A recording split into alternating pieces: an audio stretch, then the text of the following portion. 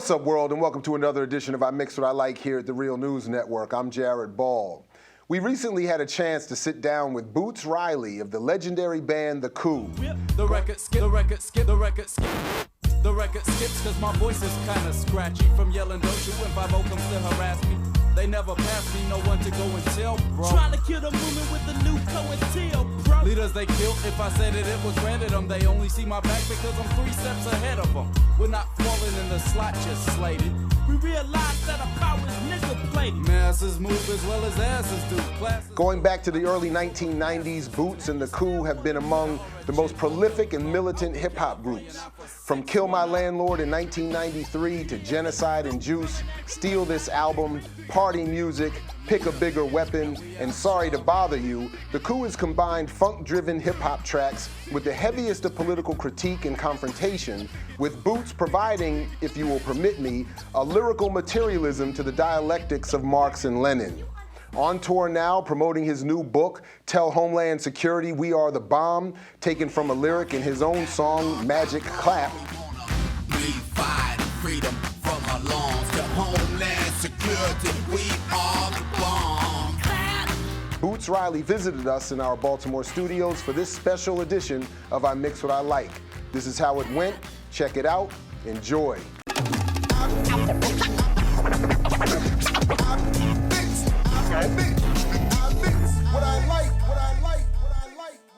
Boots Riley, The Coup, man. Thanks for joining us here at the Real News, man. Thank you. Thanks for having me. Of course. So tell us about the new project. Let's start there.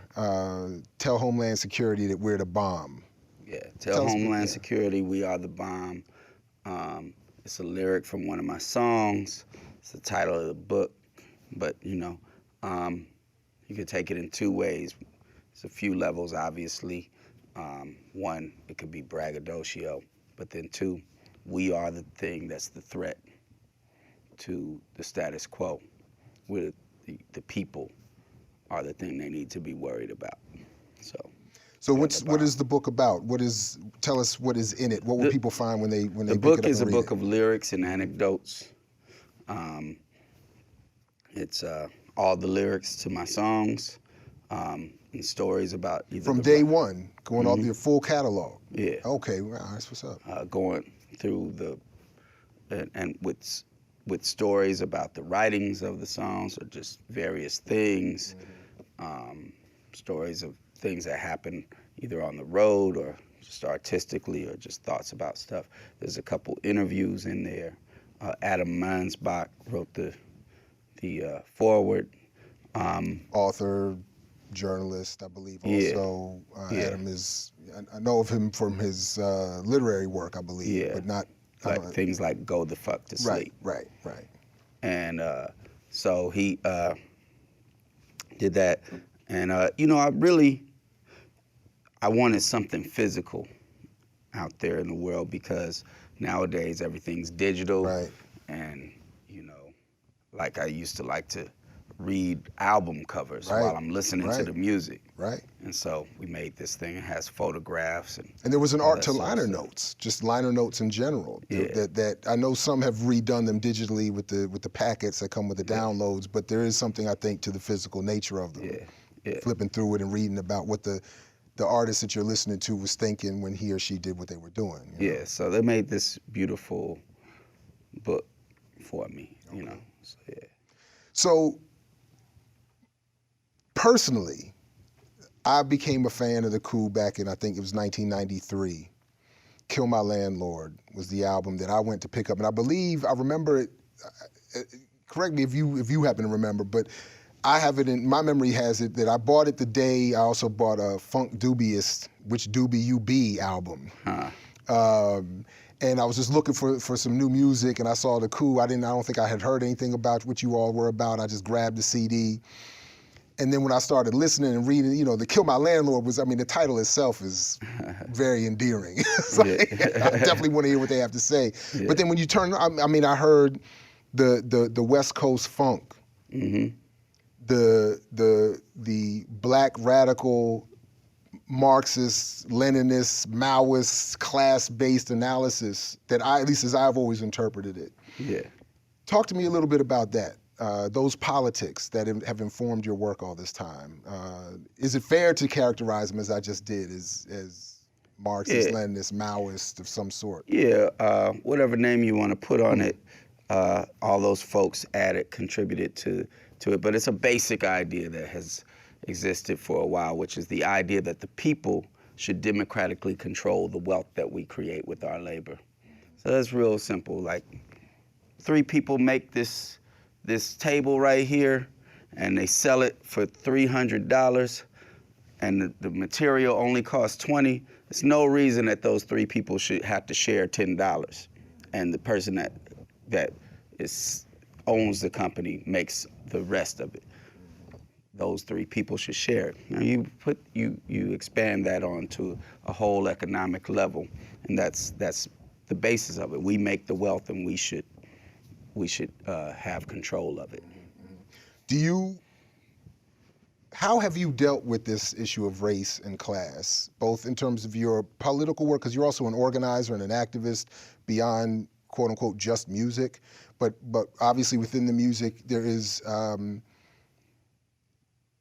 a heavy class analysis, but that is also seemed based strongly out of the Black experience in this country, and that also, as is the case from every album I've heard you all put out, that I think in a great way deals even with political violence as an acceptable tactic or method for people to incorporate in their struggle. I'm interested in how you see all of that, or how you approach or balance race, class, political struggle, organization. It's not a balance. They need each other. I mean, racism has a utility. It's not just there and maybe it's over here and then class is over here. I mean, the idea of race was created to justify the slave trade, to justify the transatlantic slave trade, to justify chattel slavery. So that the idea of race was created to make the white working class of Europe feel safe. That, hey, we're enslaving them in this way, not you. Don't worry, and this is why, you know. And that was the origin of the theory of race. And even right now, you know, race has a utility, and it has to do, that utility has to do with how the ruling class needs to exploit the whole working class. And it needs racism against people of color in order to exploit the whole working class. So here's how that works. First of all, for capitalism to exist, there must be a large group of unemployed people. At least there needs to be a certain percentage of unemployed folks. Because if you have full employment under capitalism, then you don't even need a union, because you can say, hey, I want 3 times more, and they can't even threaten to fire you.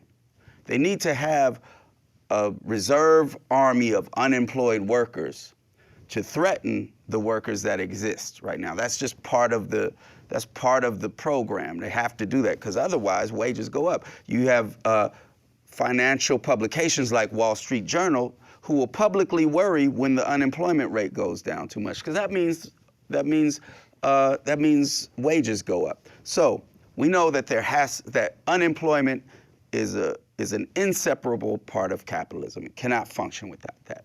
What do we also know about unemployed people? Unemployed people are just like employed people. They need to eat. So if you got a large group of people without jobs that need to eat, they're going to get jobs in the illegal economy. Illegal business is the same as legal business. They both have to regulate themselves, and they both use violence to regulate themselves. Violence is something necessary for business. So if you have a legal business, let's say a supermarket, and you take a carton of groceries out and don't pay for it, you are going to be met with a physical force. Now, that physical force may be the security of the supermarket, and it may be the police. The police is who backs up the laws, and they back it up with physical things. You have a zoning, even just things like zoning, like this is my building, this is my lot right here. Somebody can't just come build over there because the police are going to come if it goes down to it, right? So police are the physical force that regulates legal business. Illegal business does not have the police. They do not have legal regulations. You cannot go to a court and say, Your Honor, I was supposed to be getting a whole key of cocaine, but this is only 80% baking soda. I demand restitution. You cannot do that. You can't go to the zoning commission and say, look, I know this is zoned for 3 dope dealers over here, but really the market right here can only take 2. Let's rezone this and get this settled. No. Illegal business doesn't have the police to regulate it. Illegal business regulates itself. And that takes violence, right? That takes, at the very least, a show of force to make it happen. And it's always been that way. So we know certain things, that violence in black communities is a natural outgrowth of capitalism. You will never get rid of that as long as you have capitalism. That we also know that there then needs to be a way to portray that by the ruling class. The ruling class needs to portray that in some way other than this is a natural outgrowth of capitalism, because then you start thinking, well, what also is a natural outgrowth of capitalism? Why is that? That means poverty is a natural outgrowth of capitalism. And so what the idea that gets put out there is that, okay, these folks are the impoverished ones. And they tell the rest of the working class, you're not impoverished, they're impoverished. And their poverty is caused by their own bad decisions. Their poverty is caused because they don't, study right. They need to learn how to talk to each other, and things like that. And even, and it's not even just the right wing that puts this forward. Even nonprofit organizations come and say, there's all this violence in the street. We need to teach people how to learn how to be men. Or we need to teach people how to learn how to talk to each other nicely. We need to teach people how to learn how to wear the right color tie to a job interview. And this will solve all of these things. And the truth is, a lot of those people in those organizations know better. Right. They just need a job. And the foundations are paying for this certain line to be put out there, right? And so we have this idea of what causes poverty and what causes the conditions that people are living in. And that idea that keeps getting pushed is this racist idea that it's caused by the bad decisions of people. And that's not even just put out by white people. That idea is put out by people that's put out by conscious rappers. That's put out by rappers that might be classified as gangster rappers. This whole pull yourself up by your bootstraps mentality, which is saying, look, you have this ability, you're fucking up. You are fucking up, and get yourself together, So I can't help but to catch the pun that it should be by these boots that we pull ourselves up, right? But I mean, in terms of, but to add just a little to the point, but if we follow this line of reasoning that you're talking about, in terms of collective redress of institutional oppression, capitalism, it would be a process by which we all could pull ourselves up by our bootstraps. Yeah, well, our bootstrap, that would mean Boots destroying Riley's the analysis. system. That would be that's what I mean. destroying the system. Yeah. So the utility in that image, though, is that all of a sudden you have the rest of the working class who thinks, okay, poverty comes from bad decisions. I know this because I'm looking at how people of color are, and I don't know about that. So you might have a white dude who makes $21,000 a year being like, well, I'm middle class, right. and identifying with the police that are keeping down the savages, right? And therefore identifying with this whole idea that the system works for the working class, right? So it has a utility. You aren't going to get rid of racism until you get rid of the need for the racism in the first place. Racism makes a lot of money because they don't have to then oppress the whole working class. Right. They don't have to hold back the whole working class in the same way. It's a lot cheaper, right? So that's the point. It's intrinsically linked, but you aren't going to be able to handle that until you start engaging in class struggle. Now, part of the reason for my question was that I've seen you over the years. You know, obviously there are a lot of different nationalisms in and out of hip hop in the Black community and in various wings of political struggle. I've seen you at times even come into some degree of conflict with people who question, you know, well, why should we be on this Marxist line, or why should we be in this class line and not this race first line? So in part, that was where I wanted to just give you a chance to more fully explain where you're coming from and let people hear that, because even for those of us, me admittedly, who start with a race first analysis, are frustrated with the absence of class and the times when folks in and out of hip hop are unwilling to deal with either class or some of the thinkers that have influenced you, Black, white, or other, that I think are important as well. So I just wanted to have you respond a little bit to that. Well, okay, beyond what I just said right there, which is part of that answer, let's think about what creates culture, right? Because culture is definitely intrinsically part of who, if you want to say one particular race or ethnicity is. What creates culture is what people do while they're surviving, right? It comes from where they are, what they have to do to survive, and all those things that go around it. It's going to be different depending on whether fishing villages create fishing songs, right? You try to teach a fishing village an agricultural song, they might think it's catchy. They might even sing along sometimes, but it's not going to make them start all of a sudden digging up the ground, right? And so what is the basis of who we are has to do with how we survive, how we make money, right? So, which brings us back to making this table, right?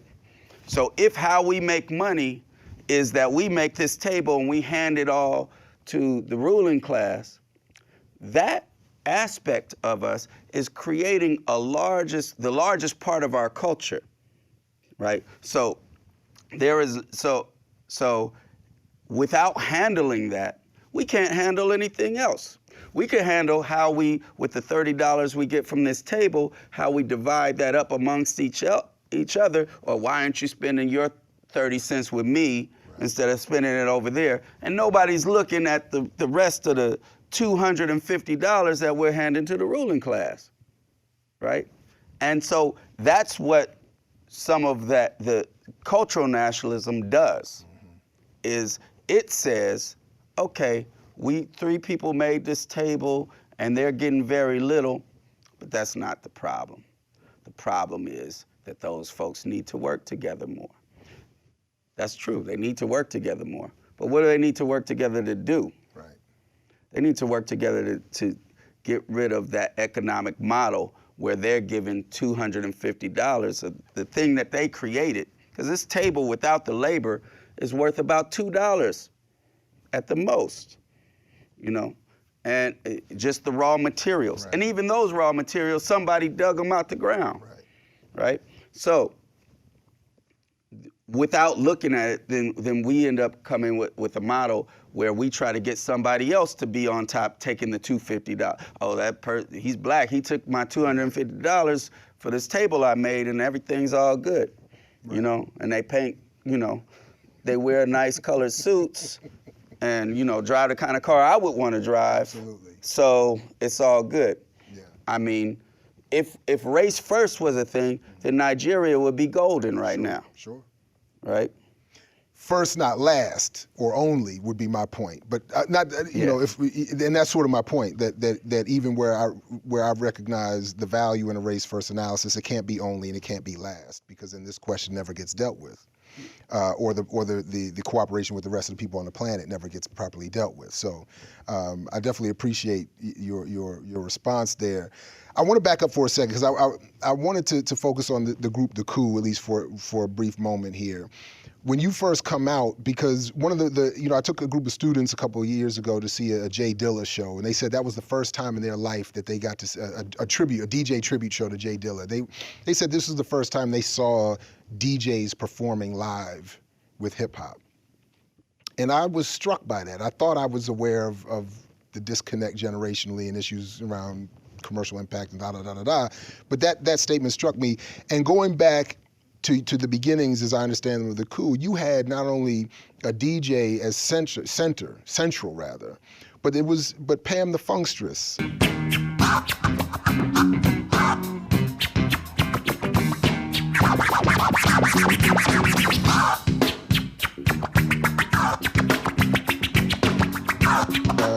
I think the fact that she is a black woman DJ central with the Coup, at least at the beginning, was very powerful for those of us just to see it without even anything being said about it. Could you talk about the Coup as it was originally formed and where the band stands now? Pam the Funkstress was a well-known DJ in the Bay Area. She used to DJ for Saphir. She was part of a group called Funk Lab All Stars. Matter of fact, there's video people could see on YouTube. Right, that's right. Their stuff. When I met her at Tupac's album release party, she was DJing that thing. So she was a known party DJ and a known battle DJ. And so we already actually had our deal that we had got. You know, we had put out an independent EP with another DJ who didn't want to keep doing it, my boy DJ O, and we got a deal with Wild Pitch, and so we approached Pam and we were like, you know, we brought her on, and Pam is a phenomenal DJ. If you could see some DMC battles of her in the absolutely. in the 90s, but she stopped doing that because she wanted to do the DMC battles because of her friends that she came up with, that were males that were DJs. But then she started winning the battles and they would be mad. Like, so they would be mad, oh, fuck that, she just won this because she's a girl, all that type of stuff. So she would win and be crying because she only did that to be down. And that made her even more of a pariah. So,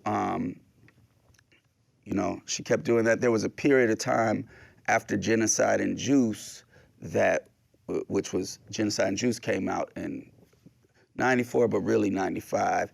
And we, after Genocide and Juice, I quit doing music. And because of a number of things, that, you know, but I started an organization called the Young Comrades. And a few years went past and Young Comrades dissolved. I started doing Steal This Album. And once Steal This Album was done, we realized we had taken too long of a break. And actually hip hop had changed by then too. That had to do with every city had bands on hip hop shows in the mid-90s. And that changed a lot of the playing ground. So, but we went back and we realized we had to just cover a lot of ground again and get out there. And it was gonna be, smaller shows. During the time that I had stopped doing music, Pam had gained ownership of Piccadilly Catering and Restaurant. And she was doing, she had Sunday brunches and was catering to a lot of Silicon Valley companies, and on the weekends she was doing weddings. So let's just say she was making a lot more than we could make on tour. And so she was just like, I can't do it, you know, like, you know, can't pass up $10,000 on a weekend to do 2 weddings to come make a few $100s on the thing. So we started touring without her. And and that's been since '99. Wow. Right?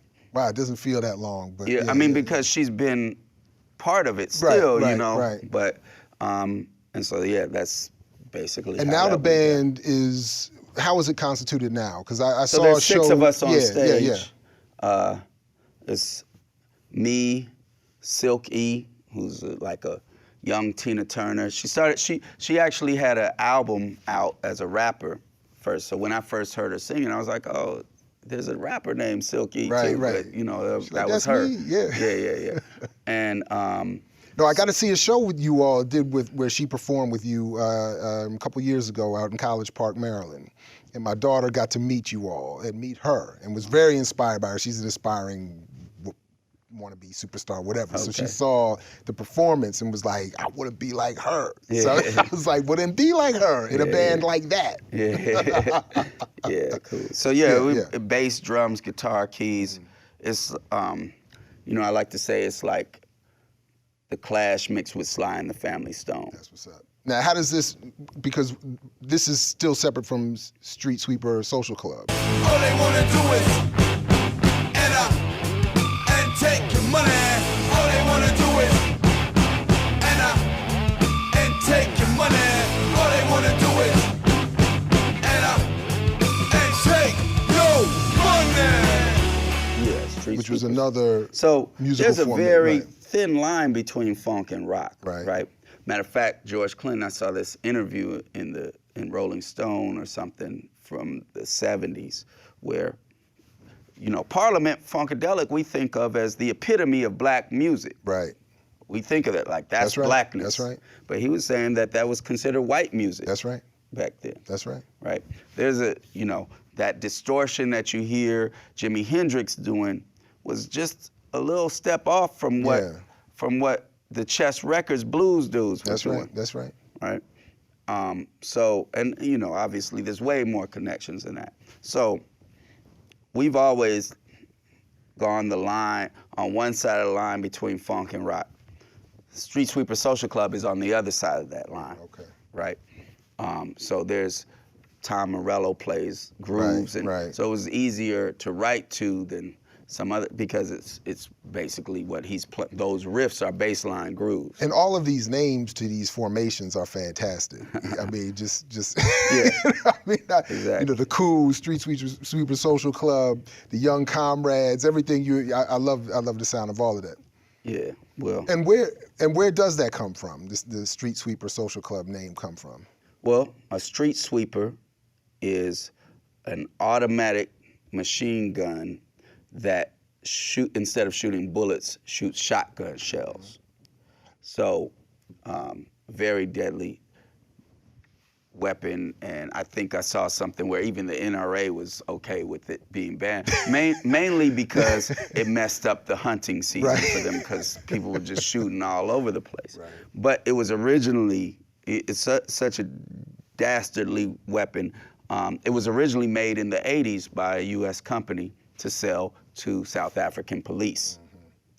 So, you know, an evil purpose for it, and you know, but basically the idea was, you know, our music is a deadly weapon, you know. That's what's up. So I only have a couple minutes left here, and there are two things I want to ask you very quickly, if I can. One is, you mentioned Jimi Hendrix. And going back in preparation for this interview, I went back through the catalog and was reminded of the great track you did with Dead Prez, Get Up. Get up. Honestly, I'm against this government. I ain't got to cover it up, that's what I meant. Sick of paying bills and I'm sick of paying rent. Seem like I work all the time but don't know where the money went. And the funny shit is we supposed to like this shit, but all y'all politicians could bite this dick. It's a war going on, the ghetto is a cage. They only give you two choices, be a rebel or a slave. So what you do? So I rebel. Like an ulcer in the belly of the beast. I've heard M1 from Dead Prez make this point. I've heard Jimi Hendrix make this point. Bob Marley made this point. Several others who I probably can't remember off the top of my head made this point, that their style of music and the content politically of their music, because of the structure of genres, of a commercial industry, of a broader media, political environment, was not reaching black communities in ways that they would have wanted it to. And I'm wondering if you have had a similar experience or have similar concerns that all this great music you produce that does come out of hip hop, blues, rock, a very black cultural aesthetic and experience, doesn't reach black communities enough. Yeah, well, I would say that we have to look at it like this, first of all. All the music that we think is black music, it is, but it is marketed. It is mainly consumed by white people. I don't care what you're selling here, whether you're selling shoes, whether you're selling, you know, Jay-Z, you know, Meek Mill, whoever, the big population in the United States is white people. And there's certain things that the way that it's sold to white people is that, hey, listen to this because it's the real black music.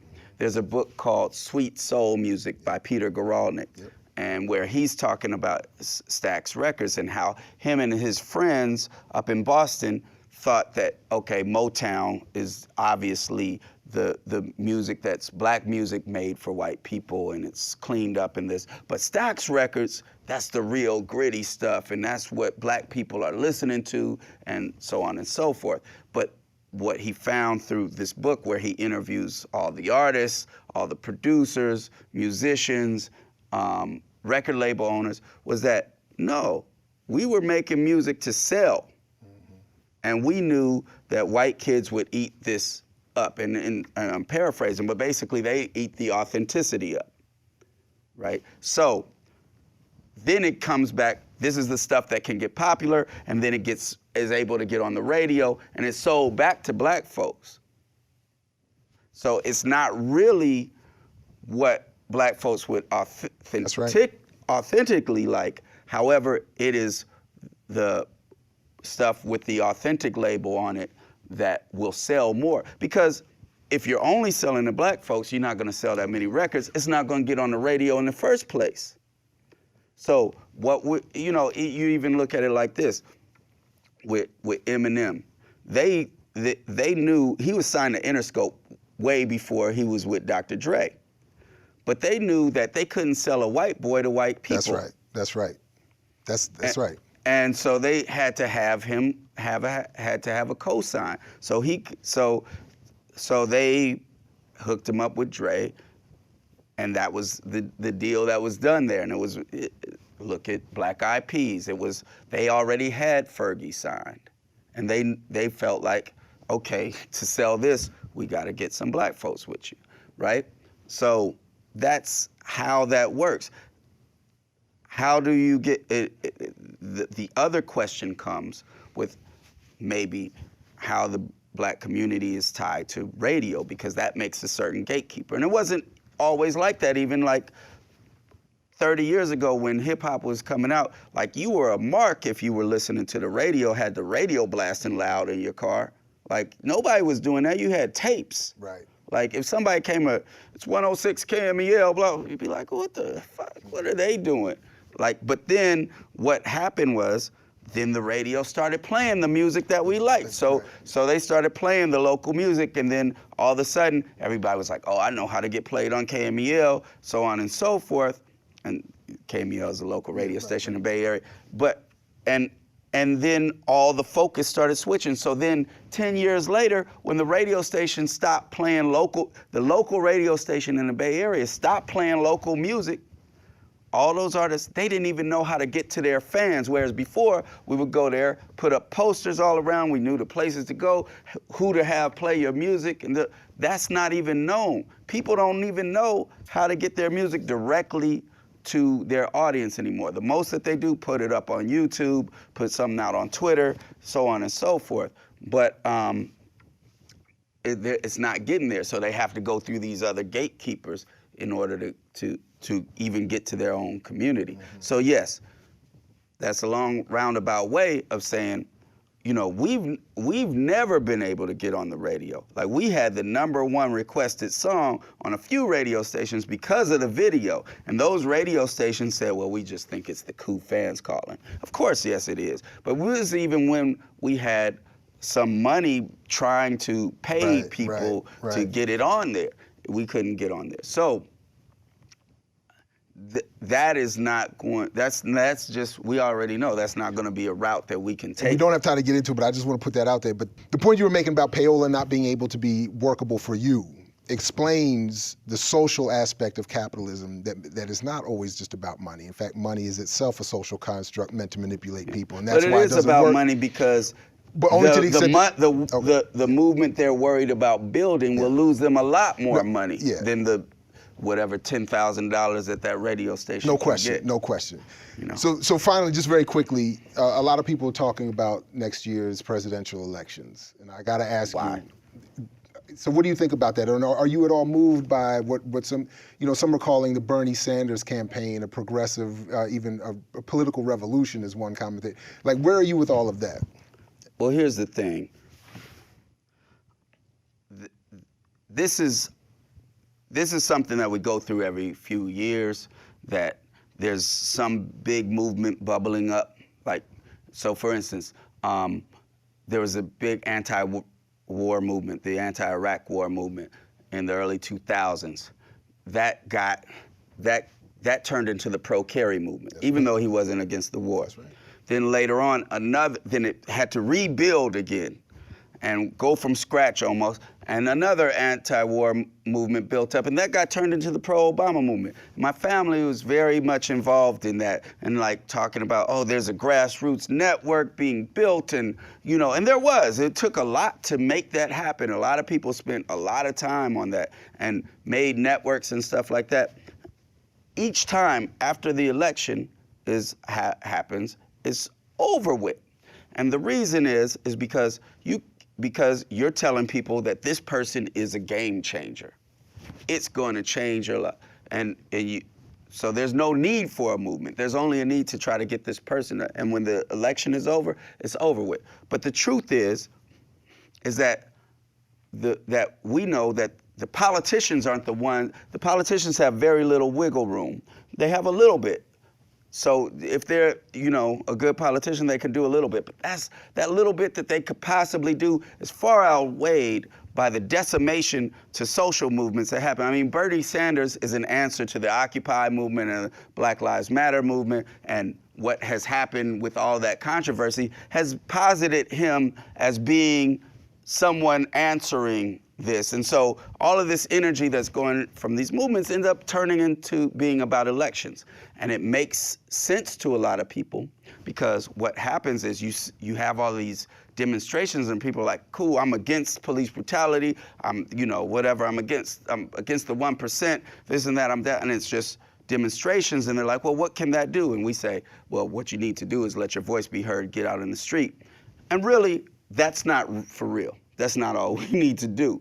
We're lying to people when we say that. And part of the reason is we don't really have the answer. And saying to people that we get out in the street, we let our voice be heard, and then those in power will just, be like, oh, I'm sorry, I don't want people to know I'm not answering you. So they'll answer and change something. And that's not really, we call that a spectacle. It's showing stuff, but the left has confined itself to spectacle only since the 60s. It didn't used to always be that, but since the 60s, it's been all about spectacle, which is not much different than voting. Like, we let our voice be heard, we're gonna make a change.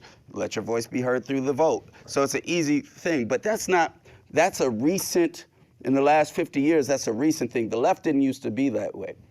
In the 20s and 30s, there were mass radical militant labor movements happening. In the Midwest, people were occupying factories and getting their demands met.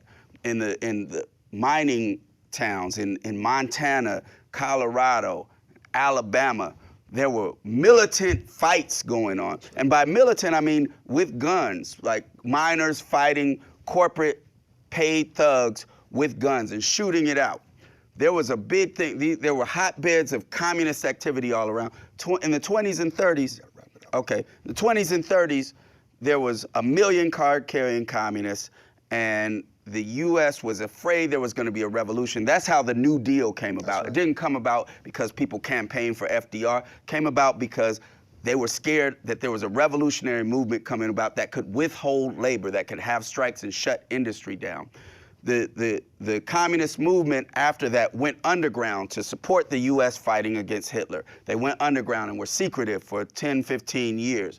Then the McCarthy era was able to come and say, hey, look at these people, these revolutionaries, they're not telling you who they are, they're dishonest. Right. And that combined with atrocities with Stalin made that movement break up into all these little things that became the New Left, who then focused on students and in cities instead of where it had been, and moved that away from wage struggles, moved it away from radicals organizing wage struggles, where they said, where the demonstrations were like, we got 100,000 people in the street, and tomorrow we can shut down your industry.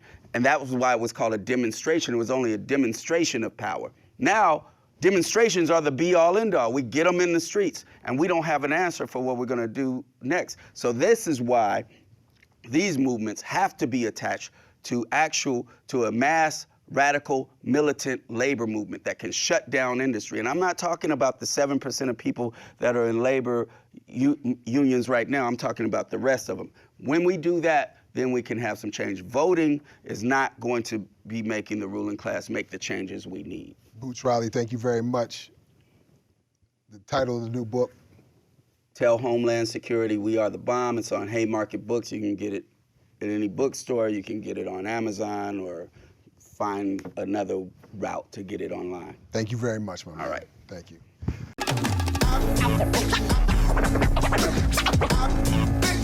I fix what I